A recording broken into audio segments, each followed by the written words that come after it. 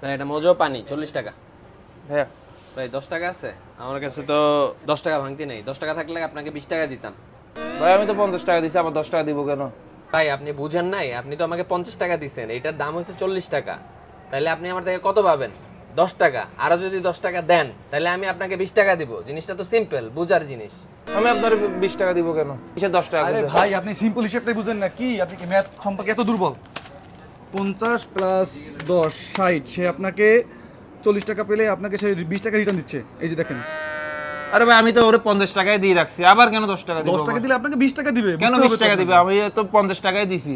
রে ভাই আপনি আপনি আমাকে দিছেন 50 টাকা, ঠিক আছে? আরো যদি 10 টাকা দেন প্লাস কত হয়? 60 টাকা। এই দুইটার দাম কত? 40 মাইনাস 40 কত থাকে? 20 টাকা। আমি আপনাকে 20 টাকা দিব। কেন 20 টাকা দিবেন ভাই? আমি 50 টাকা দিলাম না আপনারে, আবার বলে 20 টাকা দিবে। উনি ধর আমাকে আপনার কাছে মালই বেচবো না, জান। আপনার থেকে মালই নিব না আমি।